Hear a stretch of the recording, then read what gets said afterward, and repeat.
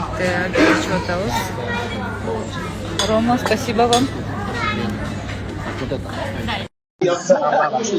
Eric, my brother.